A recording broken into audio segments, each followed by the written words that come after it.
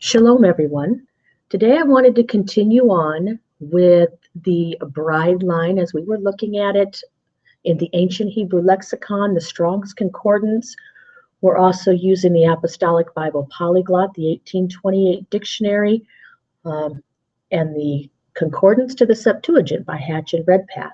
So if you can get your resources out, kind of follow along, it's a great opportunity to just see how all these things flow together and how Yah has put his word and his language and the ancient Hebrew pictographs that he first breathed together to bring us in not only to the priesthood, but to bring us into an intimate relationship with him as a bride is with her husband.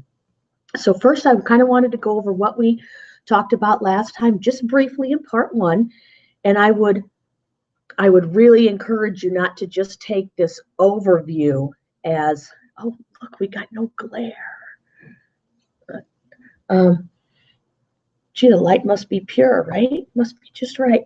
So just don't look at this as I have Sister Stephanie here and Sister Harriet here. We've had just a beautiful time this Shavuot, and spending time together, sisters in Messiah. Sister Dawn, we miss you. We wish you were still here. Sister Sylvia, we wish you were here too, and all the rest of you.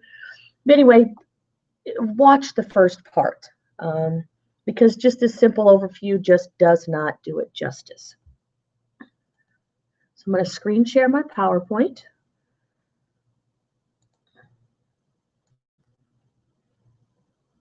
As soon as it lets me.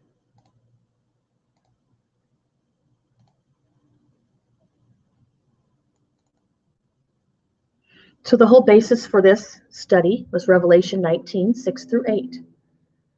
And I heard as the voice of a great crowd, as the sound of many waters, and as the sound of mighty thunders, saying, Hallelujah, for Yahweh El Shaddai reigns.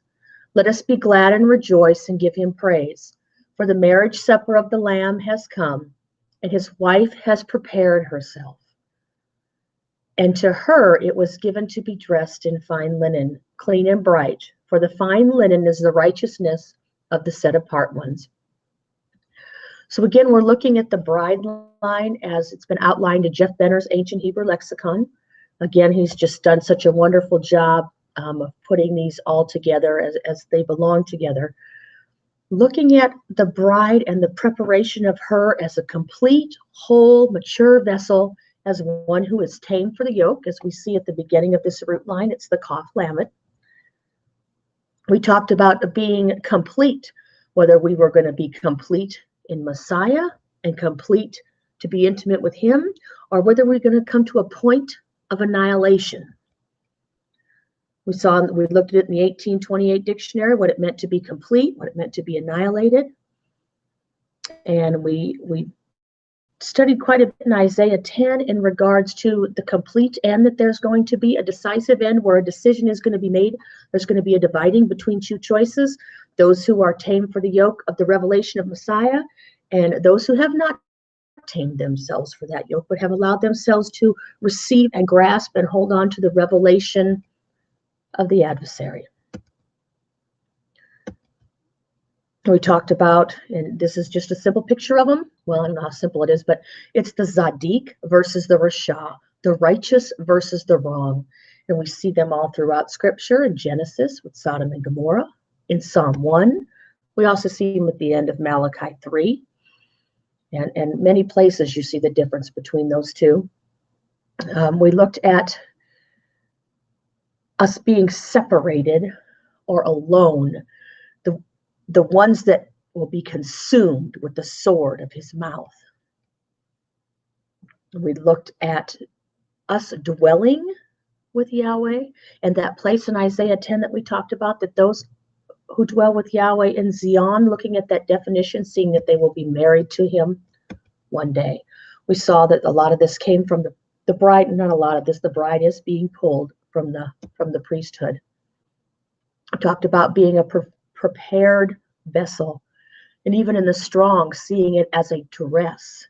She prepared herself to be dressed and clothed in this righteousness, a vessel ready for work for Yahweh. We talked about bearing vessels of the word, and also bearing others along with us, preparing ourselves so we can prepare others. We talked about being a missing, broken vessel to the world, because they will separate you, which is really what they are from Yahweh. They will separate you and treat you as you are dead in the heart. We talked about the kidneys and the filtering system, that he is going to try our hearts and our kidneys to see if a picture of seeing if we filtered these things out and what's running through our body and what is keeping our bones that contain the DNA, part of what's keeping them healthy. We'll be examined, we will be proven, and we will be tried. We will be tried as metals to see if we are a choice one for the selection. We will be tested to see if we will continue to grab hold of that which has been revealed. And we will see if we fit the mold of the holy ones, of the Kodesh ones that have been refined to go into the first resurrection. We looked at the color blue, just looking at the commands very briefly to show us that the bride keeps the commands of Yahweh, and that we should be teaching them to others, teaching them to the children, teaching them to the seed, whether the seed physically or the seed that comes along in our lives, that we would fill these things up with. And we need to be doers and not hearers only. We talked about setting a boundary. The psalmist in Psalm 139 had a complete hatred. It was a boundary. He set boundaries around those things which Yahweh hated, and he did not allow them into his life. And we talked about failing or not to fail, and came right back to where we started in Isaiah 10, because this decisive end, there's going to be an end that overflows with righteousness, and an end that comes to complete failure or destruction. It's going to be a Zadik or Rasha. It's going to be righteous or it's going to be wrong. And so again, the verse we're coming from is Revelation 19, 6-8, specifically about the wife preparing herself and what that looks like as far as the bride is concerned. So we're going to move down to the B family root, and it's in the Ancient Hebrew Lexicon, again, by Jeff Benner. If you don't have it, I highly, highly, highly recommend this resource to lead you in a deeper understanding of what Yahweh is saying in his word, and the pictographs, the pictures that he's given us that are so simple, even a child can understand them, but yet they come deep planted in the soil of your heart. So at the BV line, we have complete. At the B, the action is to complete. The abstract is whole. Something that is whole, or a container that holds something completely. At the 1242, we see the Kaf Lam. Action complete, concrete vessel, abstract whole. The Kaf is a picture of the bent palm representing the bending or subduing of the will. The Lam is a picture of a shepherd's staff or yoke. Combined, these mean tame for the yoke. An animal or land that is tame has been worked and is complete and ready for use. Taming includes construction of holding pens, putting the soil to the plow of the heart, harvesting of crops, which we will be not only harvested in the first resurrection, but partaking of the harvest in the second resurrection and helping to bring those in, just like we're trying to bring them in now to the first harvest. Milk or meat. One eats when the harvest is complete. There will be a table set, and we will be eating at that, and that is absolutely where we want to be. So we're going to look at Ezra, chapter 5, verses 1 through 12. If you're in your scriptures, it's on page 819. And if you're in the Ancient Hebrew Lexicon, the actual root line that we're looking at, I forgot to mention, is on page 146. So we're going to start in verse 1. Then the prophets, those who were putting the seed back into the house to show people how to work and the works that they were supposed to do, to give them strength, to lead them back to El, Then the prophets, Haggai the prophet and Zechariah, son of Dodo, prophesied to the Yehudim who were in Yehuda and Jerusalem in the name of Eloah of Israel upon them. And Zerubbabel, son of Shealtiel, the one that was sown in Babylon, and Yeshua, son of Jehozadak, Yahweh's deliverance, son of seed from the house of Yahweh's righteousness. This is an amazing picture. Rose up and began to build the house of Eloah, which is in Jerusalem. And the prophets of Eloah were with them, helping them. So we see that those that were sown in Babylon, we have been sown in Babylon, were working together with Yahweh's redemption, who is the seed from the house of Yahweh's righteousness, to build the house of Eloah. Not our own house, as Haggai talks about, but the house of Eloah. At that time, Tatnai, the governor beyond the river, and Shithan, Boznai, and their companions came to them and said this to them: Who has made you a decree to build the house, to complete, there's our word, this wall? Then we told them what the names were of the men who were building this building. And the eye of their Eloah was upon the elders of the Yehudim, so that they could not make them cease until the matter went to Daharish, and then they sent back a letter concerning this. So we see here they're getting, they are there to complete this wall. Those who are sown in Babylon, that have been called out to work with Yahweh, who came to redeem us, seed from the house of Yahweh's righteousness, those working in line with the word are here to complete this wall, to complete this house of Eloah. Same thing we're going to be doing during the first resurrection, during the millennial reign. Verse 6. This is a copy of the letter that Tatnai, governor beyond the river, had sent, and Shethal Boznai and his companions, the officials beyond the river, to Darwish the sovereign. They sent a letter to him, and this was written in it: To Darwish the sovereign, all peace. Let it be known to the sovereign that we went into the province of Yehuda, to the house of the great Eloah, which is being built with heavy stones, and timber is being laid in the walls.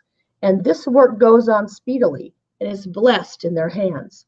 If we are doing the work that Eloah has given us to do, it will be blessed in our hands.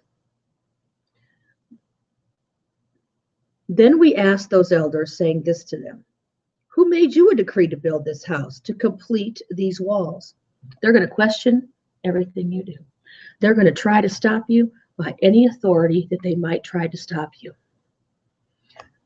Let me finish this first. And we also asked them their names in order to inform you, so that we could write the names of the men at their head.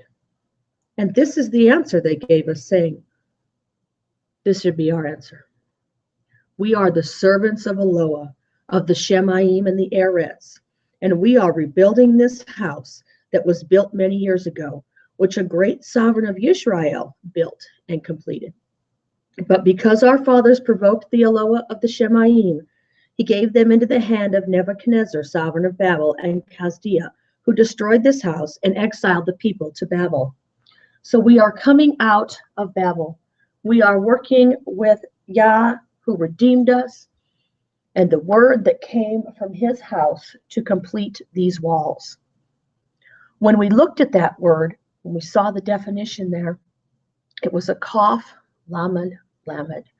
We are not only, as we talked about in the first part, having to prepare ourselves to be tamed for the yoke, to come to the revelation, to know him, but we are giving others what we have received so that they can be whole and complete stones in that wall, whether it be now or whether it's going to be when we go out to the nations in the millennial reign, so that they can be tamed for that yoke and come to the shepherd and be with us during that time and with our shepherd. But as we saw, and be well aware, as I'm sure many of us are, the enemy's going to come in whatever form he can. We've had some discussions on that here this last day and a half or so. And he is going to do everything he can to stop you from building that wall. Now, if you look back in, I can't remember if it's I think it's Nehemiah, they stopped him at first, but he's unstoppable. Yeah, I wasn't surprised they were stopped by that, that things were kind of waylaid.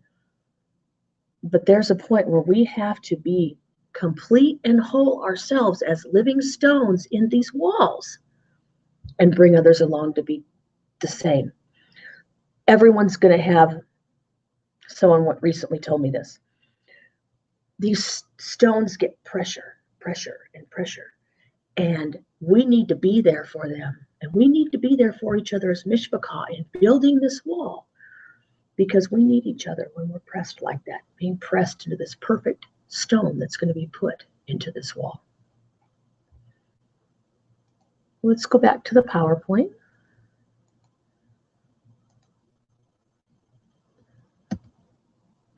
That was all I had on that word, because I could go on for a long time. I have someone over here smirking at me that knows that very well. So we've come to the word that the whole root line is really about, and that would be the bride. We see it at the B and F1, the bride, the one added to the man to make him complete. Again, complete, whole, tame for the yoke, going to be at the table, put the soil or the heart to the plow, tame. And it was just like I just said in Ezra, you can see the kaf, lam, lam, he. We see this tame or bent the will to the yoke. To be one with the shepherd when he is revealed at the first resurrection, because that's the only way that the priesthood, if you're not in the priesthood of the righteous king, there's no other way. If you're not with him and going to Mount Zion with the truth in that day and know him, like it says in 1 John 3:2, in that day we will be like him, we will know him. It has been revealed to you. You don't have an opportunity to be the bride. That's your opportunity right there. And we're going to see that as we go on down the list. But just like that first word was a kaf, lam, lam. So if we're building, if we're to be building this house of Eloah, this wall of Eloah, we need to be giving that which has been revealed to us right now to others, so they can have this revelation in their life. We have to be, whatever level, whatever stage that we're at, we need to be doing that. And we need to be digging deep for this revelation. Revelation 2:17. So we're going to go to Isaiah 61.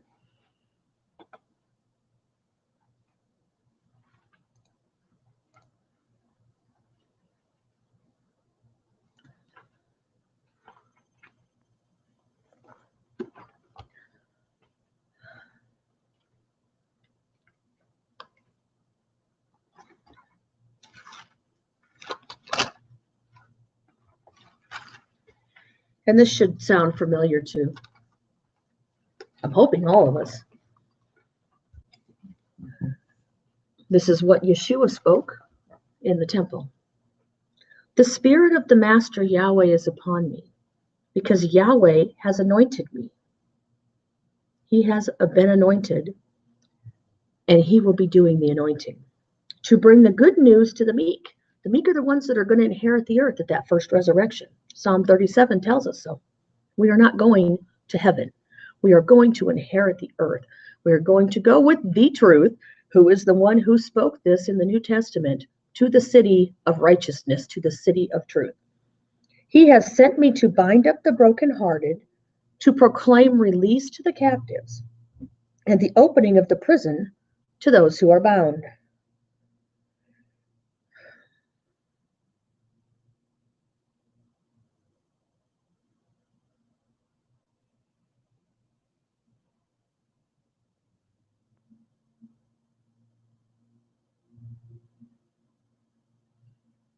Are we proclaiming release to those who are bound from what we've been told?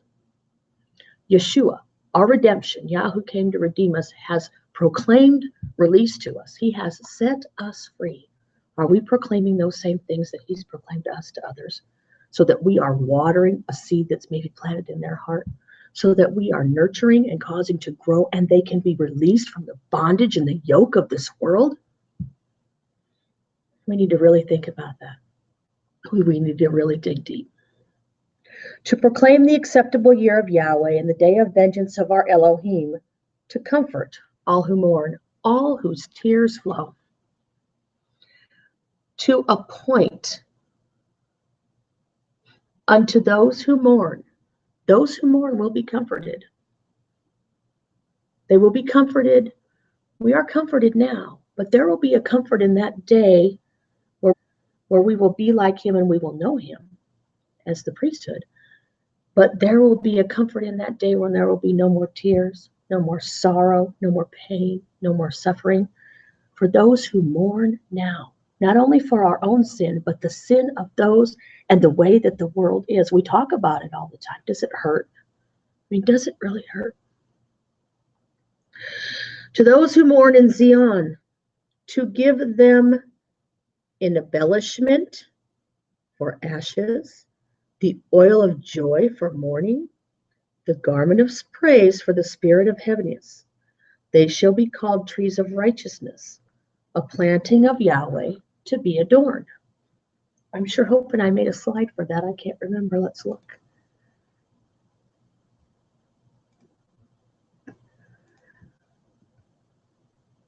But if not, I got another way to go about it. So we're going to go that way.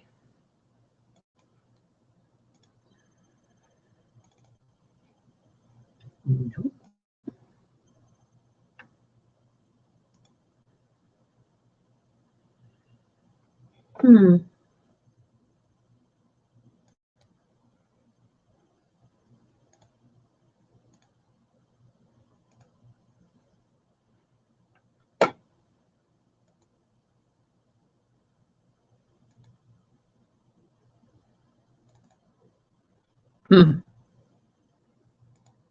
Did I do that?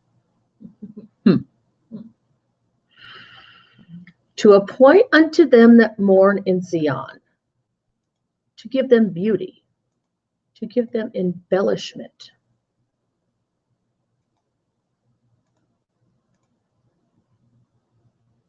For ashes. We see in the ancient Hebrew lexicon. Can you see it down here? In the ancient Hebrew lexicon, we see it at 1388 DN. A turban, a piece of cloth that is round around the head, is a decoration. The fruits that grow on the branches of trees as decorations. This is where we get our word fruit, to be fruitful. We will have this beauty, this fruit that we produced for the ashes. Same root line, CN. At the conclusion of the treading, an abundance of fruit is acquired. Anything in abundance. Okay, ashes. I didn't look at it anywhere else, to be honest with you. What did we leave behind to get this fruit to come out of these hulls? What did we allow to be treaded out of our lives to be fruitful for him? We are given this beauty for these things that we allowed to get rid of in our lives. And we better be telling others to do the same thing.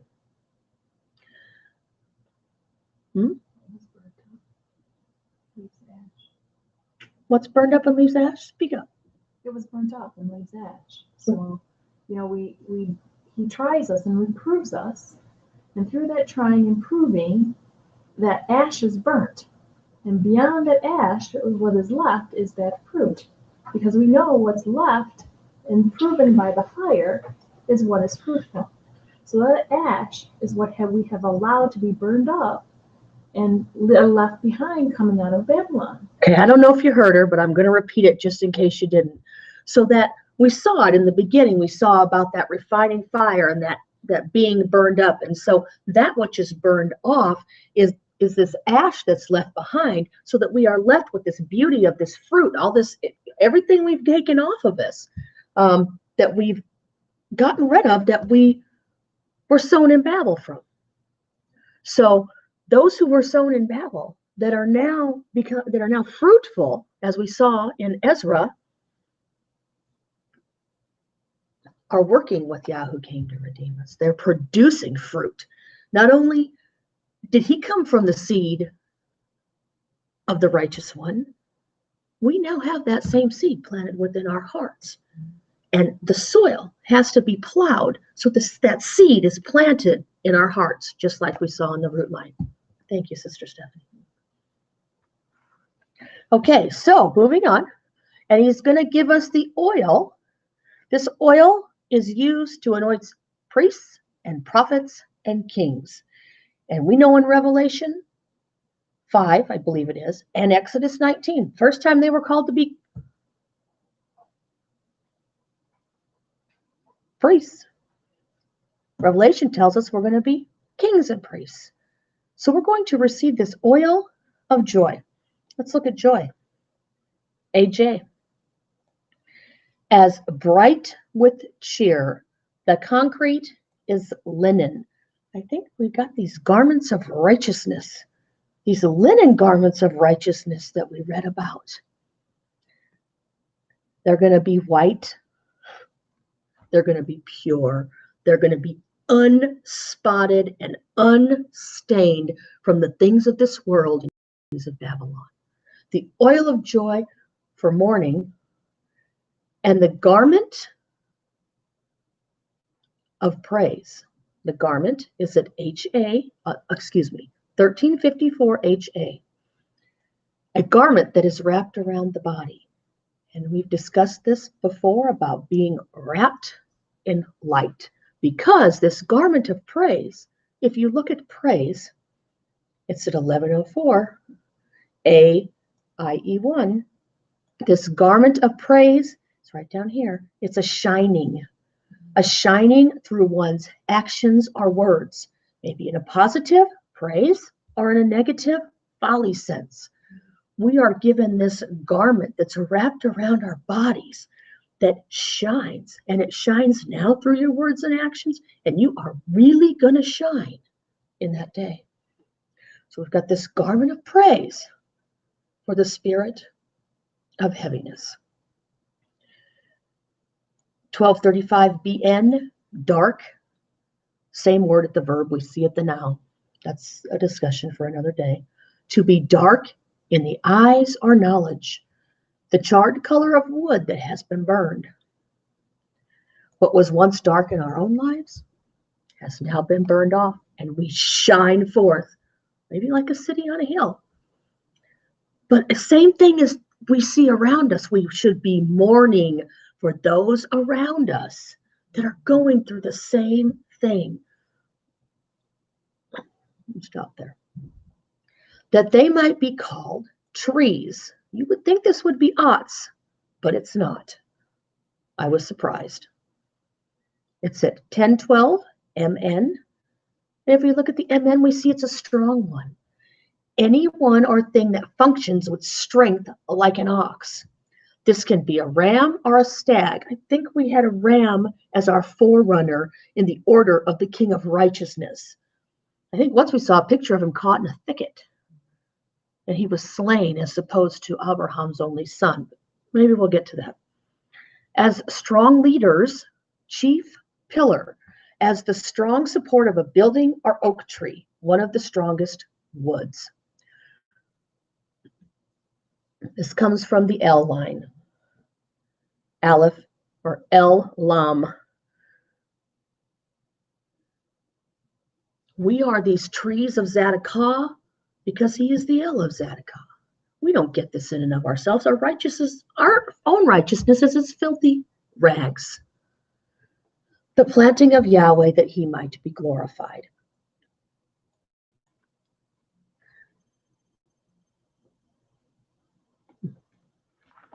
Okay, verse 4. And they shall rebuild the old ruins, the ancient, dry, desolate places.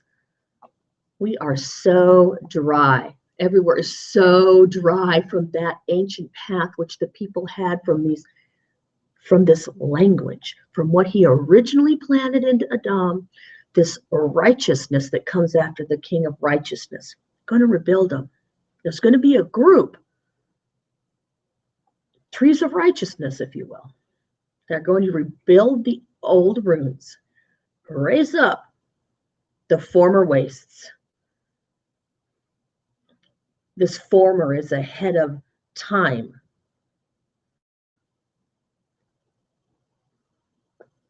Or something I can't read in my scriptures. But we know at the very head of time, there was a king, an order to the King of Righteousness, and we are going to cause that. He has raised us up. He has raised up, and he has raised us up to raise up this former way, to show people this way so that they can be raised up. And they shall restore the ruined cities and wastes of many generations. And strangers shall stand and feed your flocks, and the sons of the foreigner be your plowmen and your vine dressers. But you shall be called priests of Yahweh, just like in Exodus 19, just like in Revelation 5. Servants of our Elohim, just like we saw in Ezra, shall be said of you. You shall consume the strength of nations and boast in their esteem. Instead of your shame and reproach, they rejoice a second time, a repeating of what was before in their portion. Therefore, they take possession a second time in their land, everlasting joy is theirs.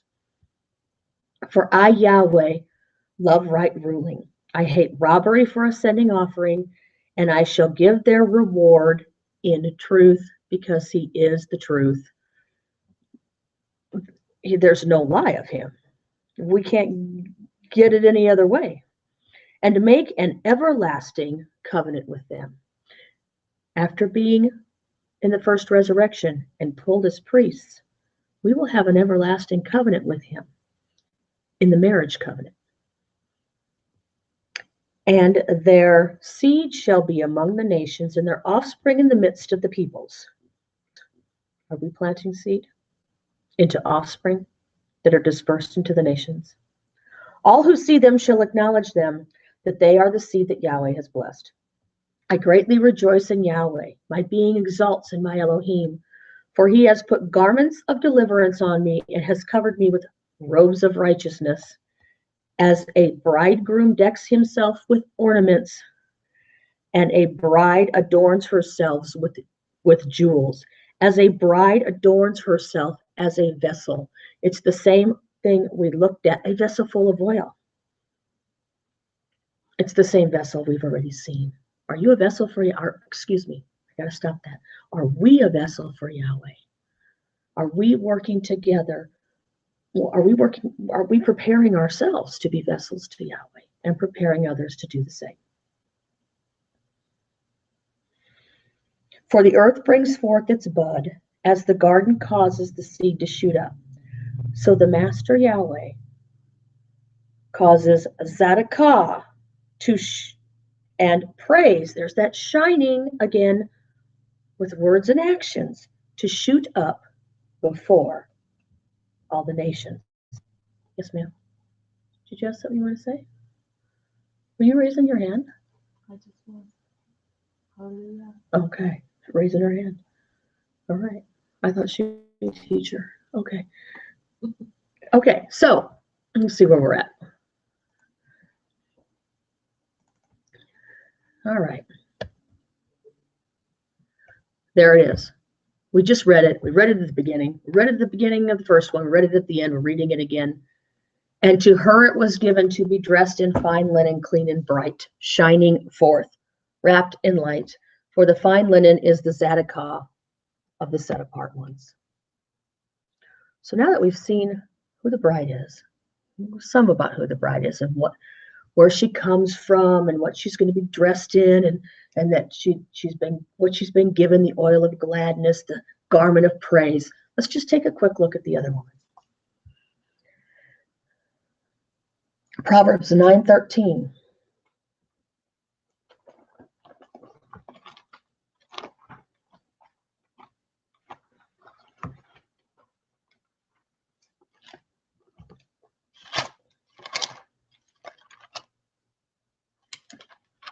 Through 18. The first half of this proverb is wisdom speaking, who has built her house. Come on. Verse 13.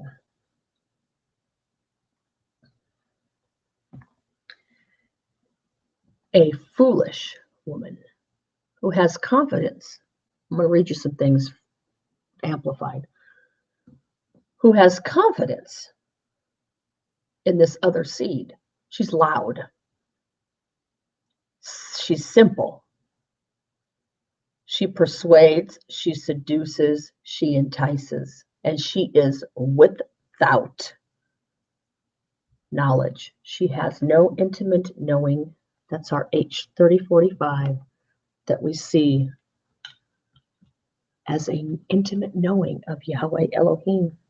As Adam knew his wife Eve, there was an intimate knowing. She has no intimate knowledge. For she has seated herself at the door of her house on a seat. She's appointed herself there. It's a kasah, like a throne or a seat of authority, by the highest places. She has lifted herself up in pride of the city where the men gather. She's watching for, to call to those who pass by, those that are trying to cross over a bear, or those that have crossed over. Hey, come on over here.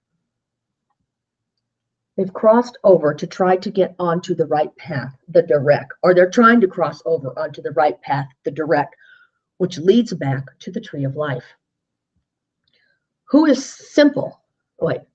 She's calling to those who go straight, who are attempting to be righteous, who by the works that they're doing and the way that they're worshiping Yahweh, his way, not their way. They're trying to press that which was from the beginning. They're trying to get back to the ancient paths, to the way, and build up these former waste places, these former rooms. Who go straight on their way back to the tree of life. Who is simple, she says. Let him turn in here. And as for him who lacks heart, she says to him. She puts all these things together to fill the whole of whatever they need to hear. Stolen waters are sweet, and bread eaten in secret is pleasant. But he does not know that the dead are there. Her guests are in the depths of Sheol. So we see, but he does not know that the dead are there. And I want to take a look at this word dead. And we're going to screen share the eSword again. If it does itself.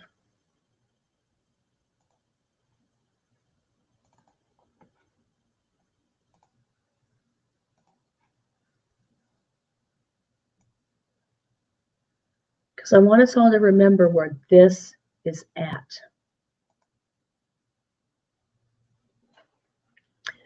It's Hebrews 74:96 in the ancient Hebrew lexicon. It's 1454 EN.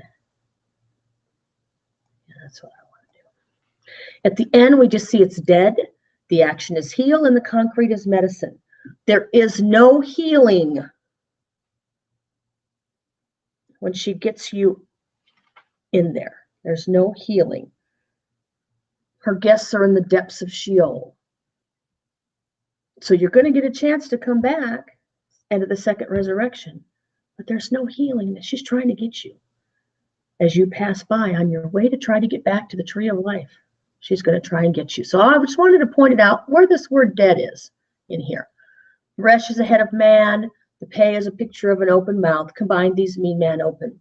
Wounds, sickness, and illnesses are cured with medicines made from plant materials, which are pulverized into a medicinal powder.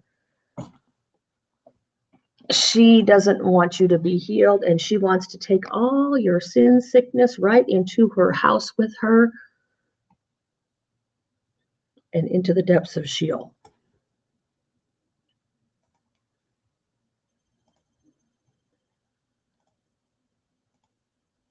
Proverbs 29, 1 through 3.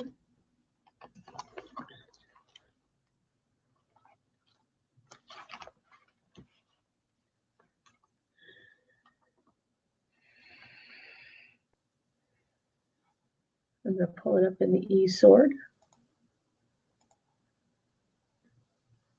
I guess I should have left it there.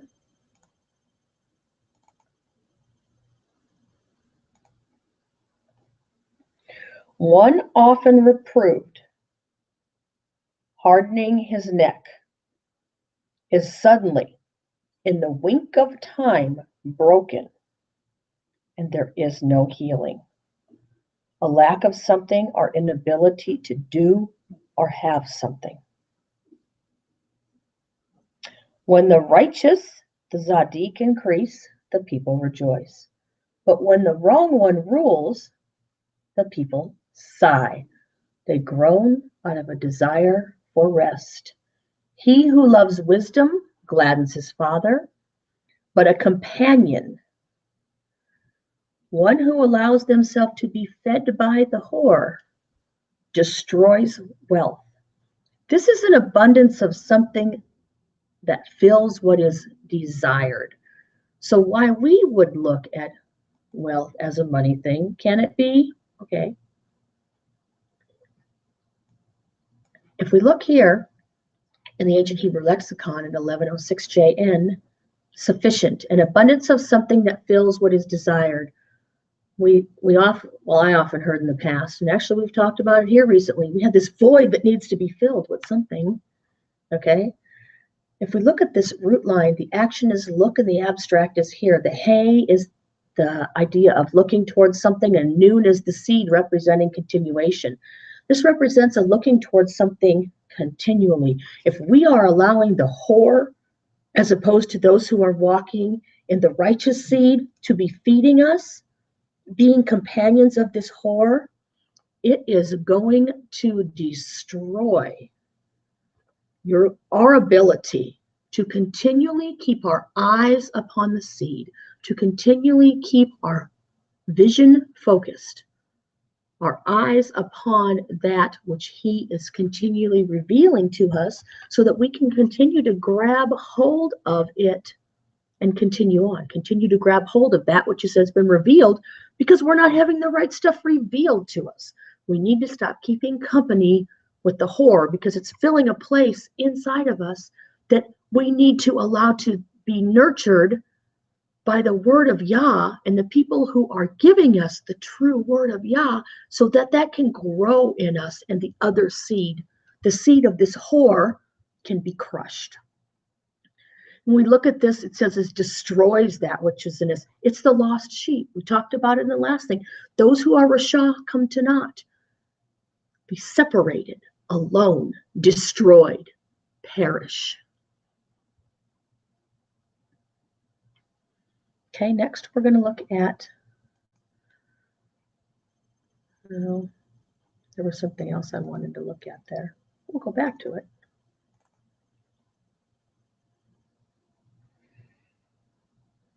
It's in verse 1. But there is, he reproved. If you are reproved, there's not an often in here, and you harden your neck, and you continue to harden your neck, that will be without remedy. There we are at that same root line. It's almost like being dead. You will have no health. That's where she's trying to lead you to. Are we going to follow those of the Tzedakah or those of the Rasha?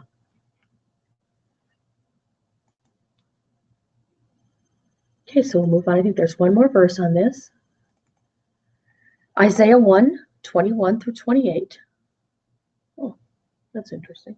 Okay. And I am going to read from something that we did. I do believe it was in the first part of the Ascent to Maturity series.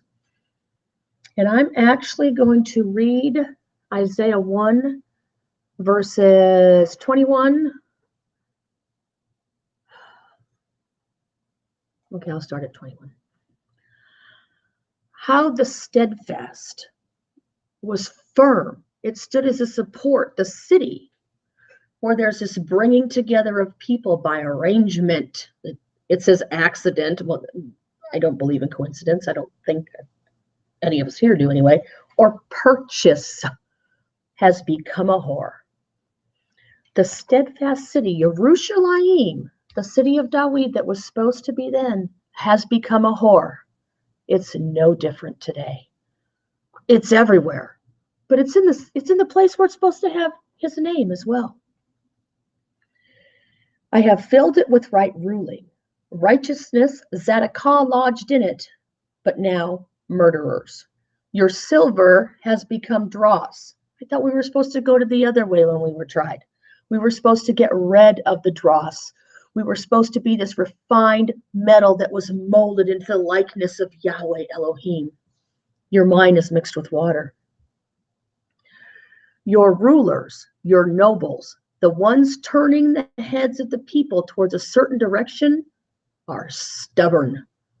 They turn away from the correct path toward another direction, and they are looking to turn us in the same direction. Just like we saw she was doing. She was trying to bring him into her house. And companions, bound to, haber, joined with thieves. And the thieves are those whom the garden is protected from. I would call them Rasha. I know the thief is protected from the garden. Everyone loves bribes and runs after rewards. They do not defend the fatherless, nor does the cause of the widow reach them. Therefore, the Master Yahweh declares, Yahweh Zavot, the Elohim of Yisrael, I shall be eased of my adversaries, and I shall be avenged of my enemies, for sure and for certain. And I shall turn my hand against you, and shall refine your dross as with lye, and shall remove all your alloy. And I shall give back to you your judges as at the first, and your counselors as at the beginning. After this, you shall be called the city of Tzedakah. Same thing we see in Zechariah 8. The city of Tzedakah, the city of truth, a steadfast, a firm, and a faithful city. No more tears, no more sorrow, no more pain, no more suffering. Zion shall be redeemed, brought back to its original state, the opening of the door to the revelation of the tree of life. How? With right ruling. And her returning ones with Tzedakah, those who are turning back to a previous state, pressed to the tent. And the destruction of the transgressor and of sinners is together, and those who forsake, go away from or neglect, Yahweh they shall be consumed. They shall be brought to their completion.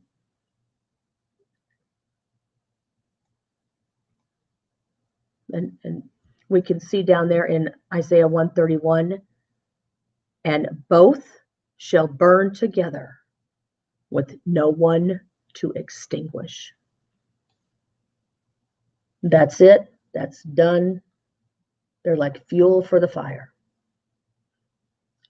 Two choices: connect ourselves to the bride and those who are bringing forth the truth of the priesthood, the language, the blood, the obedience, or connect yourself to the whore.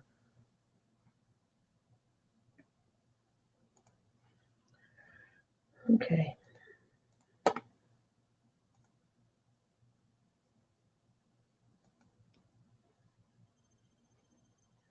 Okay. Well, let's go back to that, because I have no idea what's coming next. Revelation 17. We'll just read this. And one of the 7 messengers who had the 7 bowls came and spoke with me, saying to me, Come, and I shall show you the judgment of the great whore sitting on many waters. Are we attached to her in any way, shape, or form? With whom the sovereigns of the earth committed whoring, and the inhabitants of the earth were made drunk with the wine of her whoring. That would be the blood of the set apart ones. And he carried me away in the spirit into the wilderness. And I saw a woman sitting on a scarlet beast covered with names of blasphemy, having 7 heads and 10 horns. And the woman was dressed in purple and scarlet, and adorned with gold and precious stones and pearls, holding in her hand a golden cup filled with abominations, and the filthiness of her whoring. And upon her forehead a name written, a secret, Babel the Great, the mother of whores and of the abominations of the earth. And I saw the woman drunk with the blood of the Kodesh ones, and with the blood of the witnesses of Yeshua.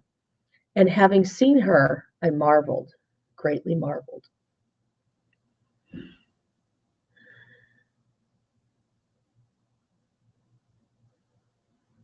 She looks good. She looks really good now. Even little bits and pieces of her in all of our lives that we need to burn off so that we are not attached to this woman who's covered in blasphemy. On to the next one. Jeremiah 33, 1 through 11.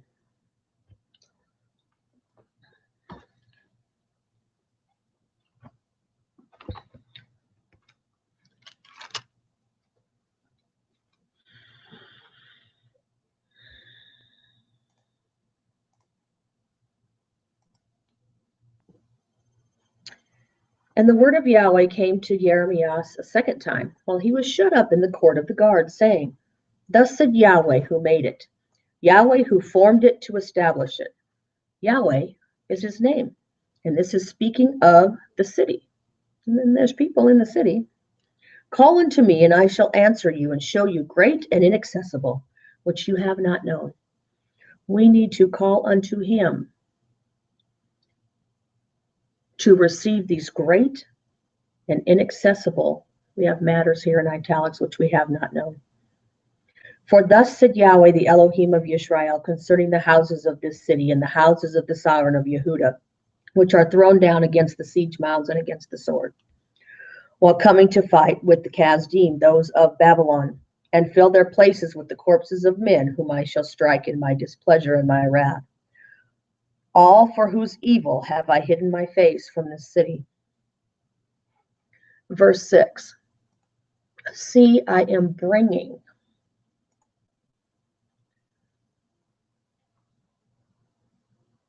See, I am bringing. I am causing to ascend. We see it on the left-hand side here at the top. 1357 HA, a place of straight or steep incline. He is causing there to be an ascension, a lifting of the yoke off of the shoulder of those who have been in exile, to experience the staff not of Babylon anymore, but to experience his staff, to be yoked to him. See, I am bringing it relief down here on the bottom, repair, a reconstruction or healing that causes longer life. Maybe eternal, maybe life during the first resurrection. Comes from the male reproductive organ. The resh is the head of man. The kaf is a picture of a palm. These mean man covered. The reproductive organs of the male, including the lower abdomen, were always covered. Are we going to allow ourselves to be covered in the proper covering and to be repaired and brought to healing that causes longer life? And I shall heal. Top right-hand corner. We saw it already. Are we going to allow ourselves to be healed? It's the A1, to have health. Oh, I hope it's the A1. I think it's the A1. Might be the V1. Let's go look.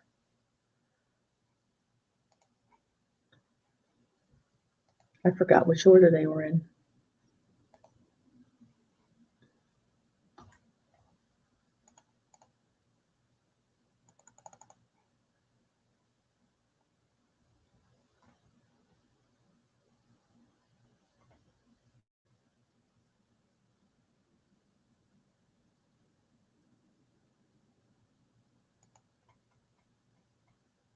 I will bring in health. I'm going to read it in the King James. And a cure. It's the A line.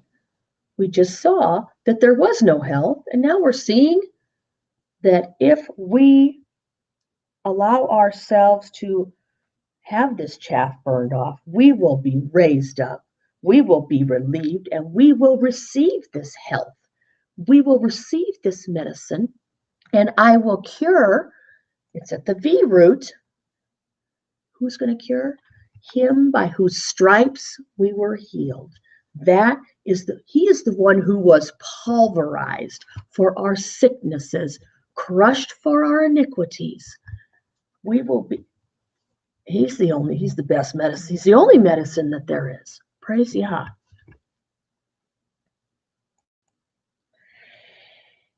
And reveal to them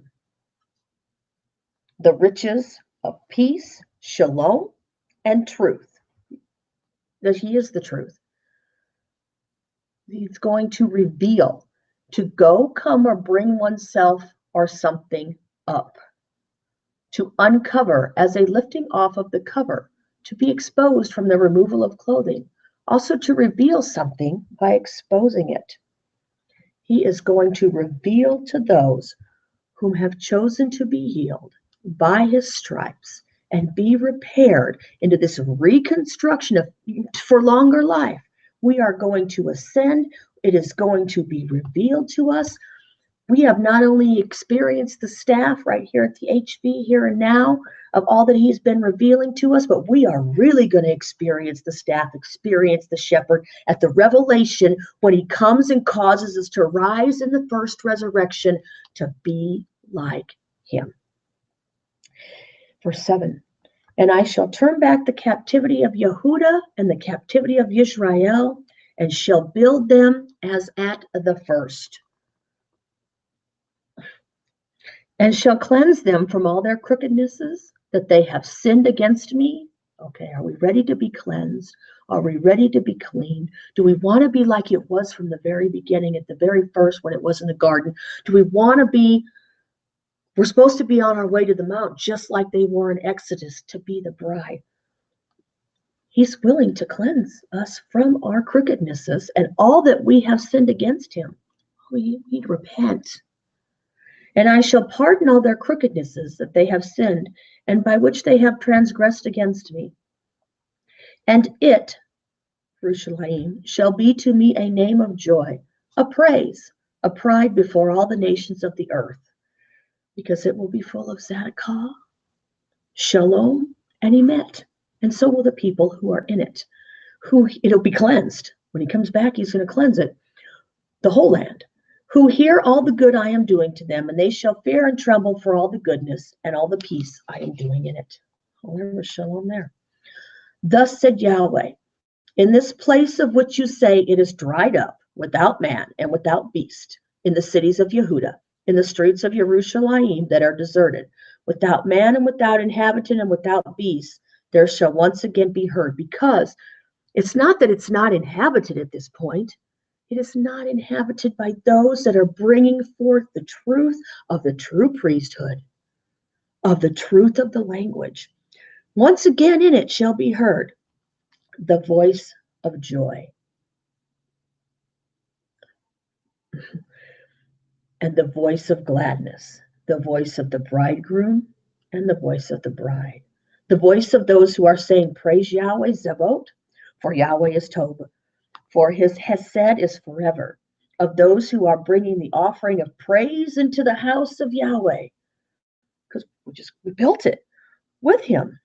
For I shall turn back the captivity of the land as at the first, declares Yahweh. That's a place that we all want to be. I don't want to just be hearing the voice of the bride. I want to be the voice of the bride. Okay.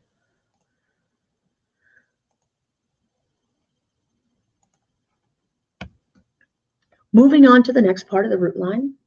Coulda, shoulda, woulda. It's at the BDF1 family root. It's at the bridehood in the sense of becoming complete. I think we had an oops. In Jeremiah 2, in fact, I'm not going to read this whole thing. I'm just going to read a little bit. Jeremiah 2, verse 1. And the word of Yahweh came to me, saying, Go, and you shall cry in the hearing of Yerushalayim, saying, Thus said Yahweh, I remember you, the loving commitment of your youth, the love of your bridehood, when you went after me in the wilderness in a land that was not sown. Yisrael was set apart to Yahweh to be the first fruits of his increase. All who ate of this sin, I would say, became guilty. Evil came upon them, declares Yahweh. Hear the words of Yahweh, O house of Jacob, and all the clans of the house of Israel. Thus said Yahweh, what unrighteousness, what non-Zadokah have your fathers found in me, that they have gone far from me and went after worthlessness and became worthless. And we continue down to verse 8. And the priests did not say, Where is Yahweh? And those who handled the Torah did not know me.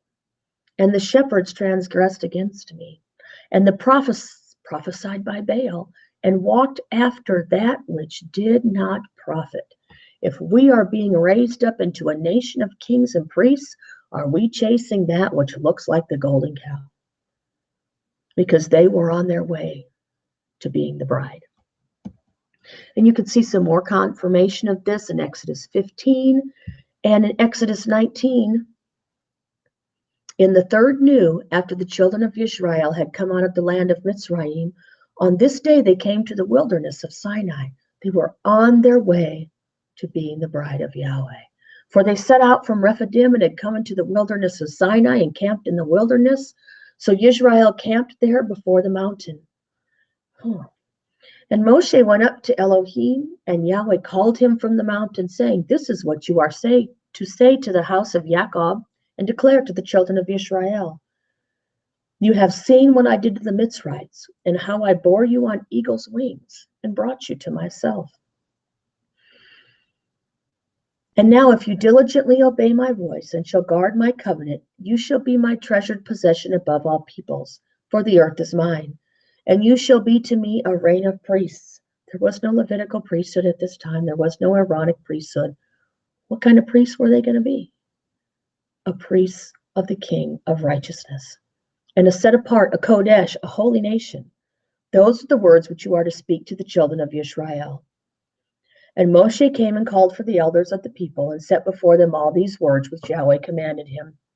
And all the people answered together and said, All that Yahweh has spoken we shall do. And Moshe brought back the words of the people to Yahweh. All the words that Yahweh has spoken we shall do. Yes or no?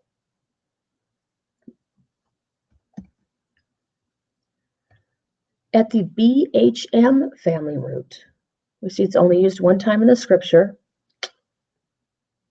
Interesting.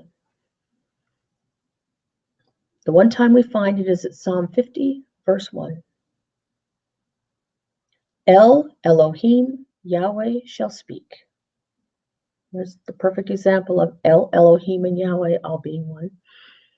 And he shall call the earth from the rising of the sun till it's going down.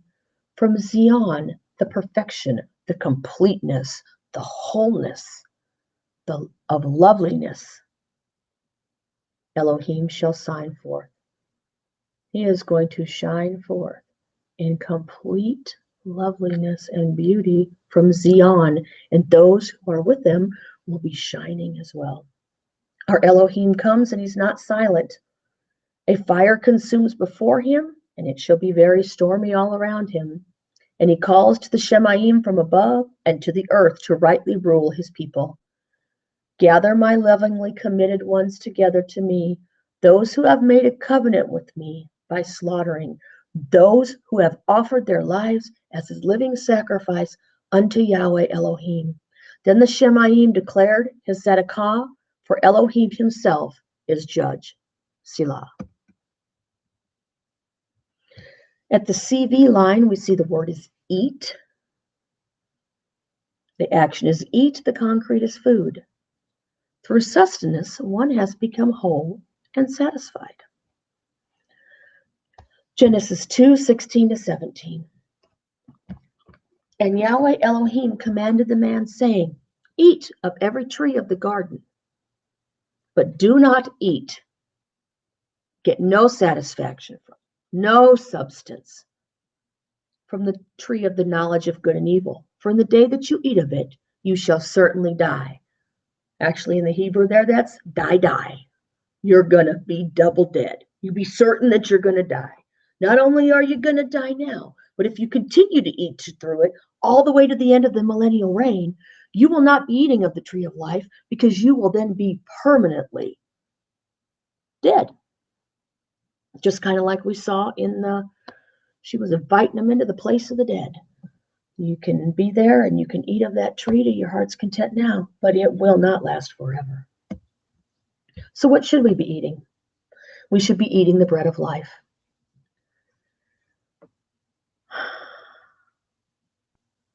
Verse 54. He who eats my flesh and drinks my blood possesses everlasting life. Everlasting life. And I shall raise him up in the last day. We will be raised up. There will be a raising up. We talked about that, an ascending of those who eat the flesh, eat the word, and drink the blood. They have both. And they shall be raised up not only on the day of the first resurrection, but there will be those who will get in the second resurrection that chance to agree to those rules that they did not agree to at this time. As long, verse 57, 55, for my flesh is truly food, and my blood is truly drink. He who eats my flesh and drinks my blood stays in me, and I in him. Don't veer from that. As the living Father sent me, I live because of the Father. So he who feeds on me shall live because of me. What kind of food have we chosen to feed on? What have we chosen to eat? This is the bread which came down out of heaven, not as your fathers ate the manna and died. He who eats this bread shall live forever. Let's watch out who's feeding us. Be very careful. The enemy, we call him sneaky pants, especially for the children. We like to call him sneaky pants. He's real slick. Sometimes it's hard to realize who the target is in a situation. Jeremiah 23, verses 1-8. Woe to the shepherds destroying and scattering the sheep of my pasture, declares Yahweh. Therefore, thus said Yahweh Elohim of Yisrael against the shepherds who feed my people. Are they feeding you the bread of life? Are they feeding you something that's got dough conditioner, bleached flour, GMOs? You have scattered my flock and driven them away and have not tended them. See, I am punishing you for the evil of your deeds, declares Yahweh. Are we scattering people from Yahweh? It's word. Therefore, I shall gather the remnant of my flock out of all the lands where I have driven them, and shall bring them back to their fold, and they shall bear, and they shall increase. Are we bearing? Are we increasing? Are we really part of that small little remnant that's going to solely feed on the bread of life? And I shall raise up shepherds over them, and they shall feed them. And they shall fear no more, nor be discouraged, nor shall they be lacking, declares Yahweh. See, the days are coming, declares Yahweh, when I shall raise for David a branch of Tzedakah, and a sovereign shall reign and act wisely, and shall do right ruling in Tzedakah in the earth. Came and did it once. He's coming to do it again. In his days Yehudah shall be saved, and Yisrael dwell safely. And this is his name whereby he shall be called Yahweh, or Zedekah. Right there we see a beautiful picture of Yahweh who came to redeem us, Yahshua. Therefore, see, the days are coming, declares Yahweh, when they shall say no more, as Yahweh lives, who brought up the children, the seed from the house of Israel, out of the land of Mitzrayim. But as Yahweh lives, who brought them up and led the seed of the house of Israel out of the land of the north and from the lands where I had driven them, and they shall dwell on their own soil. We need to pay attention to who's feeding us so we can be part of this remnant, and we need to get under the right shepherds. So we should, well, I just said it. We need to eat real food. No dough conditioners, no GMO.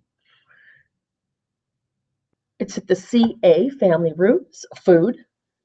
Again, through sustenance, one becomes whole and satisfied, complete, a vessel.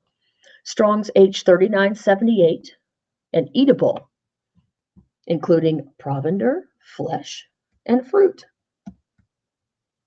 So let's pick our tree. Which tree are we going to eat from? And the Nahash was more crafty than all the lives of the field, which Yahweh Elohim had made. And he said to the woman, hey, look over here. Follow this instruction. Is it true that Yahweh Elohim has said, do not eat of every tree of the garden? And the woman said to the Nahash, we are to eat of the fruit of the trees of the garden. But the fruit of the tree which is in the midst of the garden, Elohim has said, do not eat of it, nor touch it, lest you die. And the Nahash said to the woman, you shall certainly not die, die not. Nope. Thought he said we were going to die. For Elohim knows that in the day you eat of it, your eyes shall be opened, and you shall be like Elohim, knowing good and evil. And the woman saw that the tree was good for food.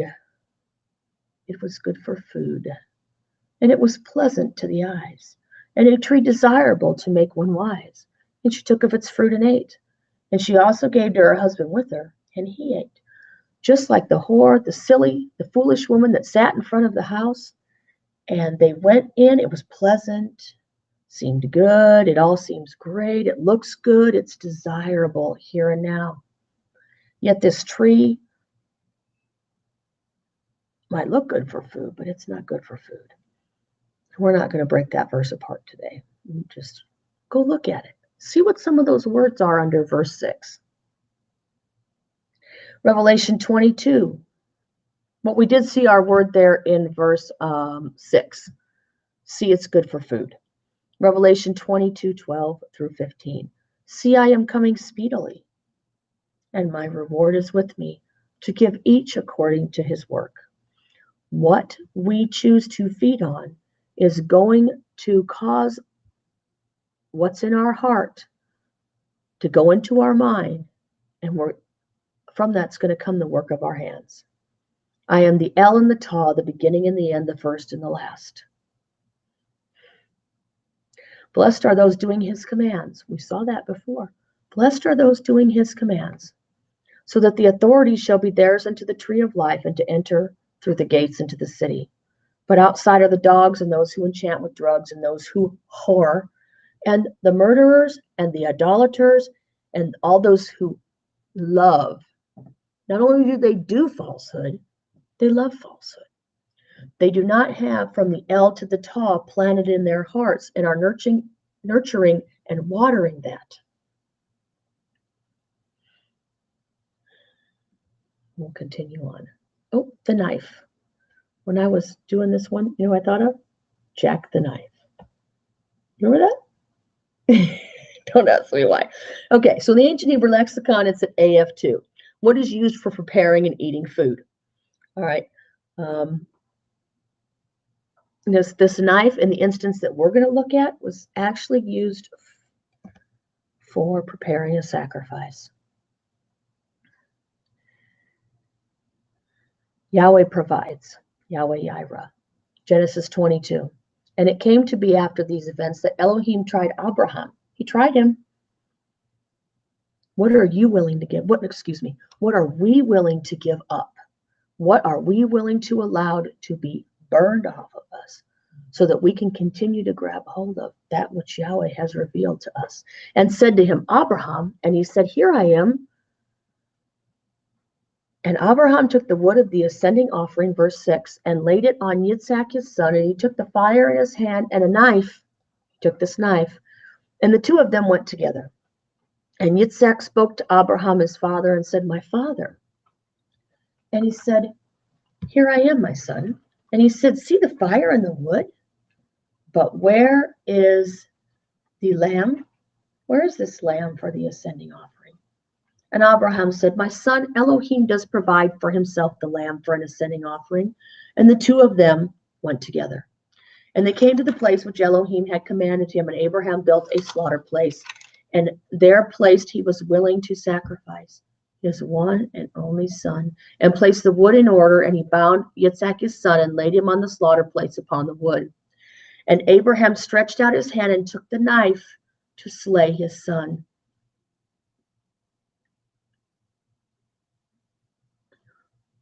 We need to be willing to slay with this knife everything in our lives,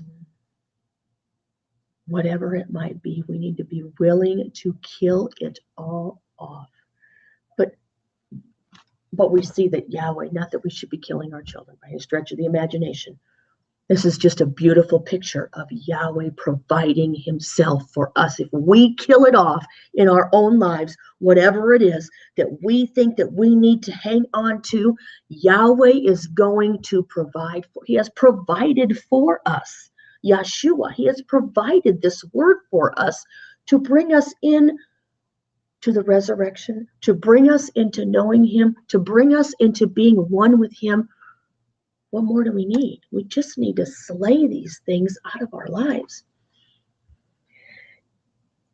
And Yitzhak laid there willingly.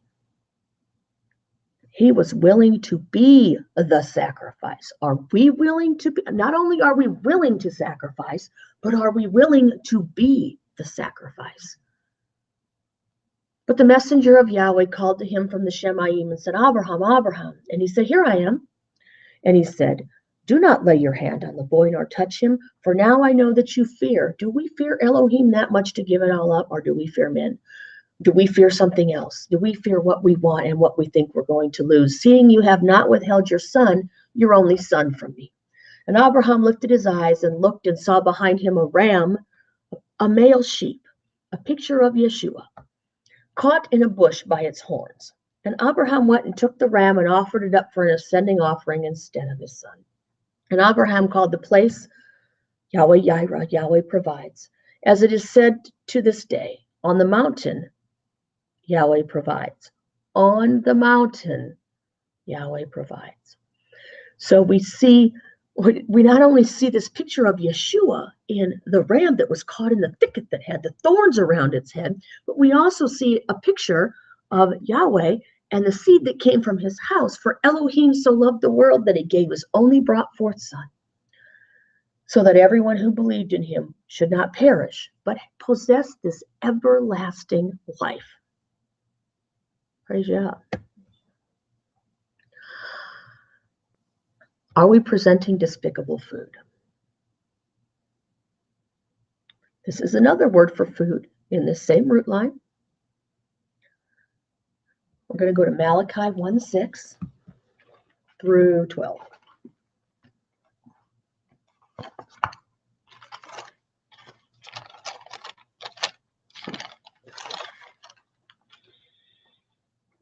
It's on page 645 if you're using the scriptures.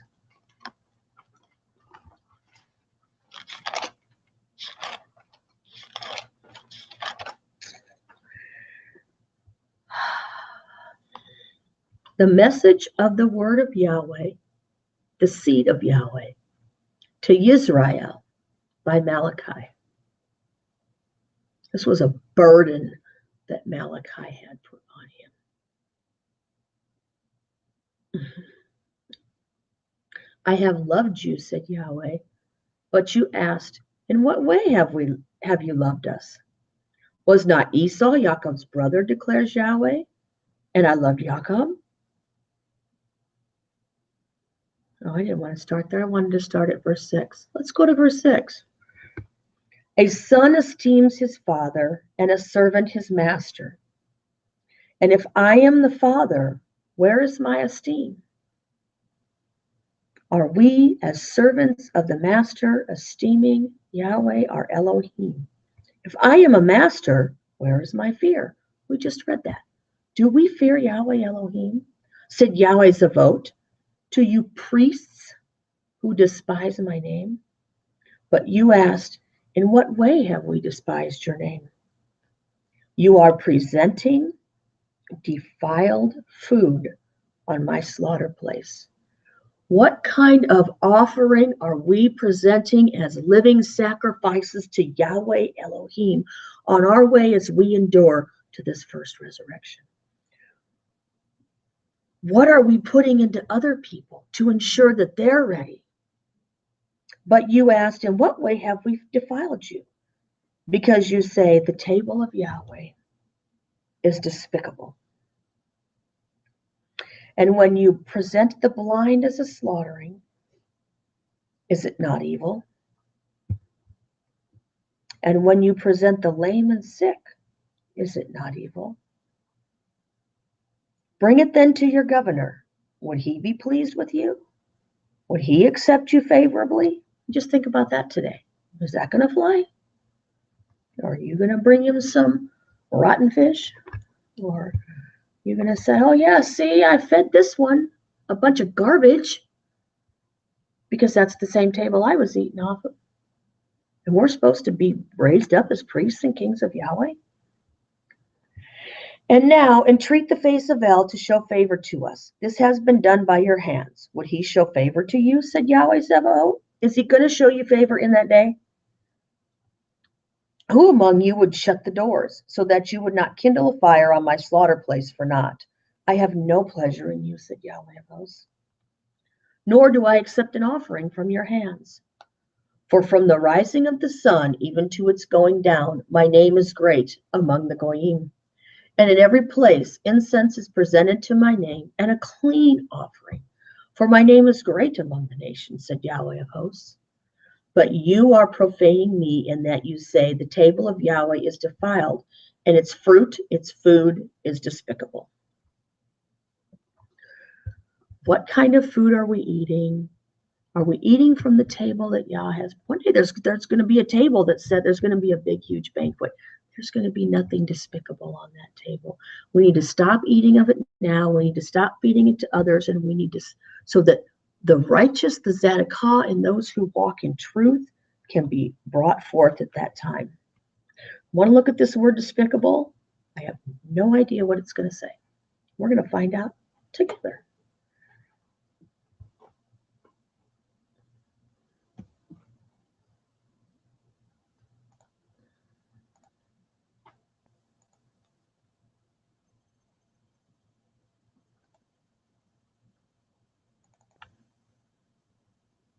Malachi 1 verse 7. Oh, that's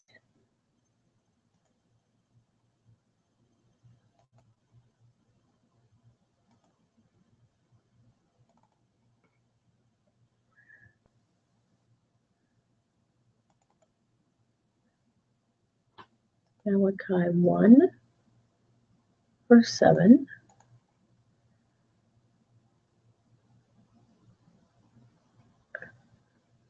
The King James, it's contemptible.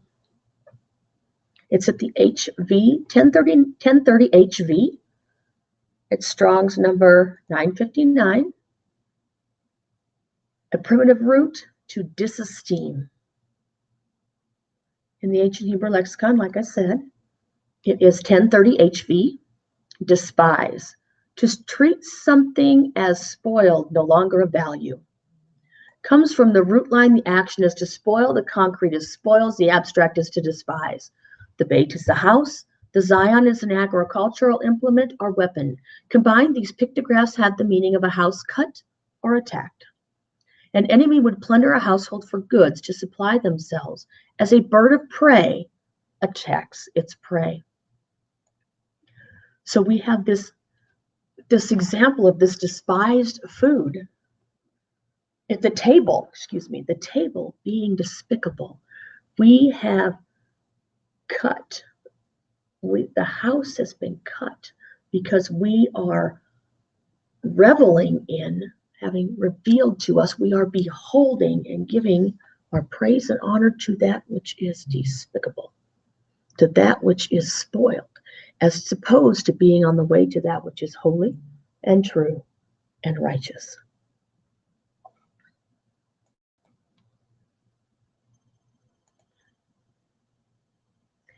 Okay. I do believe that this is the last one.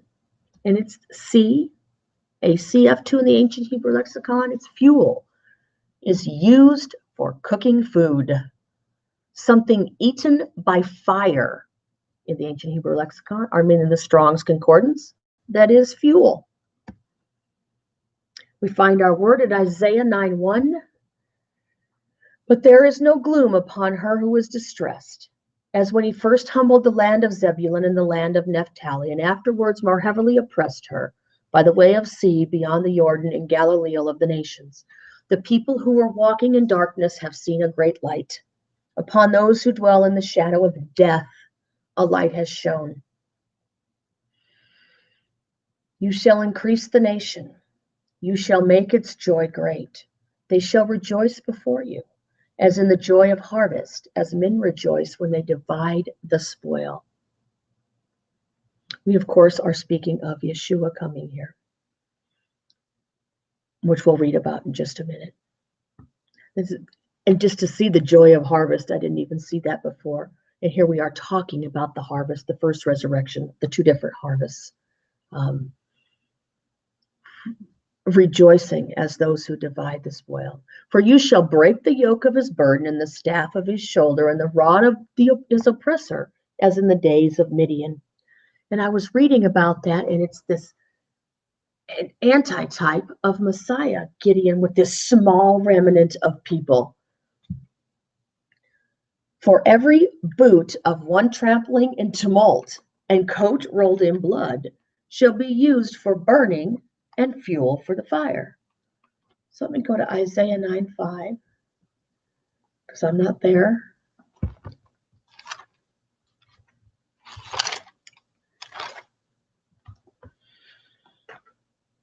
So these are not how these words read in the, just, maybe to some military people that makes sense, but it really threw me for a loop. So I went and looked it up in the ancient Hebrew lexicon and in the Strong's. So we're at Isaiah 9, verse 5. For every, we see in the King James, it's battle. And when we look in the ancient Hebrew lexicon, 1336 DC, we see it's a weapon, a sharp weapon as a thorn. Every weapon of the warrior, it's actually the word right above it at the V family root, to pierce with the weapon. So every weapon of this one who is trying to pierce us is with confused noise. They are trying to pierce us with this weapon. This is a thorn seed. This is a thorn in our side. These people are, well, people that come with this other seed are a thorn in our side. For every battle of the warrior is confused noise, and their garments, as forming to the image of that body, are rolled in blood. Whose blood? The blood of the Kodesh set apart ones. But this shall be with burning and fuel of the fire, because they will be licked up with this fire in the end. They're this fuel for the fire, for the lake of fire. And there will be this burning in the end. For unto us, for a child is born unto us, a son given to us, and the rule is on his shoulders. And his name is called Wonderful, Counselor, Strong L. Can't have two of them. Father of continuity. The son is the father, the child is the father. Prince of Peace. Of the increase of his rule and of peace there is no end, upon the throne of David and over his reign, to establish and sustain it with right ruling. And with Zedekiah from now on, even forever, the ardor, the jealousy of Yahweh of hosts does this. So we see that there was a time that he came, and he's coming again, and those that would come to pierce us, actually they pierced him. They're not being conformed to the image that we talked about of the body, of the garment of those who were wrapped with the garment of praise for the spirit of darkness. They are fuel for the fire. Matthew 4:12-17. And Yeshua, having heard that Yochanan had been put in prison, withdrew to Galilee. And leaving Nazareth, he came and dwelt in Capernaum, which is by the sea, in the borders of Zebulun and Naphtali, to fill what was spoken by Yeshua the prophet, saying, Land of Zebulun and land of Naphtali, the way of the sea beyond the Jordan, Galilee of nations. The people who sat in darkness saw a great light, and upon those who sat in the land of the shadow of death, light arose to them. From that time, Yeshua began to proclaim and say, Repent, for the reign of the Shemaim has drawn near. So this great light came forth and was drawn so he could tell us to repent, for the reign of the Shemaim is near. So we've all been guilty of the blood of the Kodesh ones in one way or another, in one extreme or another. Yeshua says, repent, for the reign of heaven is drawn near. And the reign will be here, probably before we know it. 2 Peter 3:9-13. I'm going to turn there.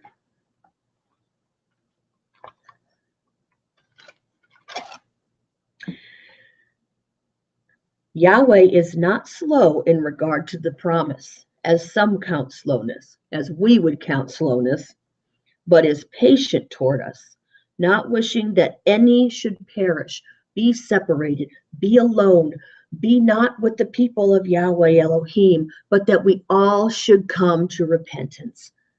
But the day of Yahweh shall come as a thief in the night. We need to be prepared vessels for Yahweh Elohim, because that day is going to come on us like a day we never knew, in which the Shemaim shall pass away with a great noise, and the elements shall melt with intense heat, and the earth and the works that are in it shall be burned up.